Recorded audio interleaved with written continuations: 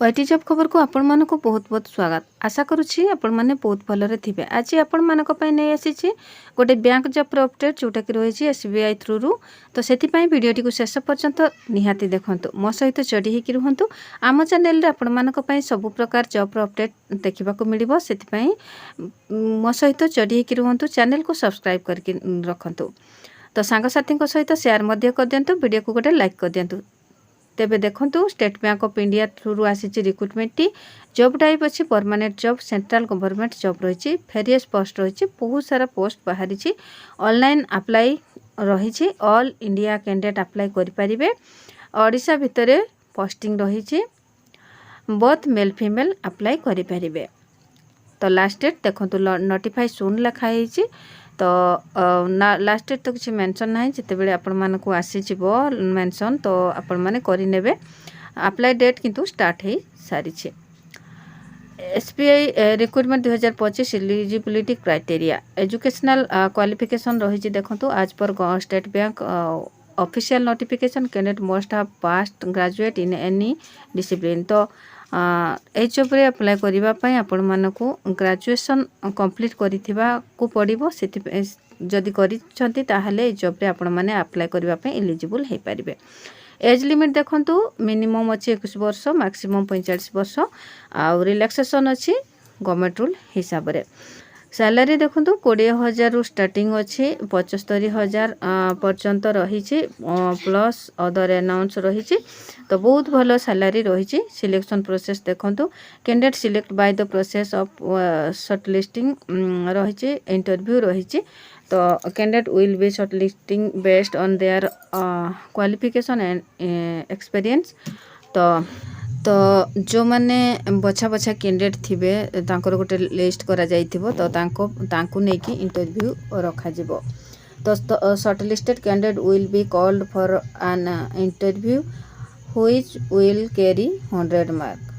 तो एबे चलंतु देखिबा एप्लिकेशन फीस। देखंतु एप्लिकेशन नो फीस रही, कहा पाई कोनोसी एप्लिकेशन फीस नाही, समस्तक पाई बिल्कुल फ्री अछि।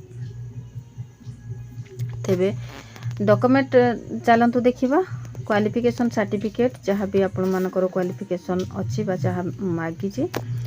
तो date of birth indicating SSLC certificate बा एचएससी सर्टिफिकेट, इसन colour passport size photograph, if any experience certificate, ID card रही, valid email ID and mobile number, ये सब डॉक्यूमेंट रही। तो ये सब भितर एक्सपीरियंस जदि नाही ताहले मेंशन करें, जदि अच्छी ताहले निहाती देबाको पड़िबो। तो एसबीआई रिक्रुटमेंट 2025 इंपोर्टेंट नोट रही। देखो आज पर state bank rule the authority can receive online application for if you are false in complete form, so be careful at the time of fulfil the form in online. तो जिते बड़े भी आपण माने एप्लिकेशन टी को फुलफिल करूछंती तो केयरफुली भाबरे ताको करंतु। जदि इनकम्प्लीट रखिबे बा फॉल्स रखिबे ताको ग्रहण करिवे नाही, एप्लिकेशन टी को रिजेक्ट कर दिया जिवो।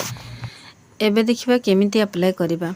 प्रथमे रे आमे जोथिरे भी अप्लाई करूछे, मोबाइल हो बा लैपटॉप हो बा जोथिरे भी, गूगल को जिबा। गूगल रो सर्च बार रे official website state bank recruitment 2024 रो वैकेंसी को सर्च करिबा।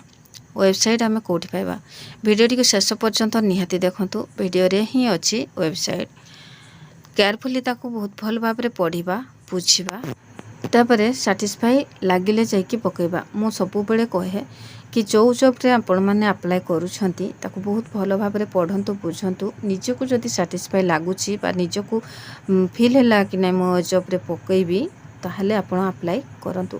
तापरे आपण माने अप्लाई रो प्रोसेस स्टार्ट करंतु। गोटे स्टेप बाय स्टेप आसी जिवो आपण माने को सामना को, आपण माने ताको फुलफिल करि चालिबे। लास्ट थिबो सबमिट बटन, सबमिट बटन रे क्लिक कले एप्लिकेशन टी हमर सबमिट हे गला, हमर एप्लिकेशन पकेबार प्रोसेस सरी गला। एबे चलंतु देखिबा आमे निज मोबाइल रे केमिति जॉब रो अपडेट टी को देखि परिबा। समस्त को मोबाइल रे क्रोम ब्राउजर रही, क्रोम ब्राउजर को जिबा। क्रोम ब्राउजर सर्च बार रे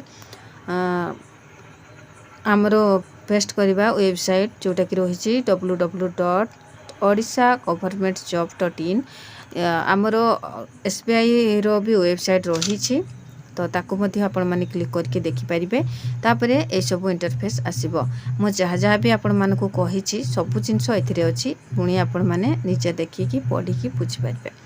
वीडियोर शेष रे रही आमर इम्पोर्टाट नोटिफिकेशन से क्लिक कले एमती इंटरफेस आसीबो। पुणी आउथरे आपण माने डिटेल्स रे सब जिंस पाई जिवे।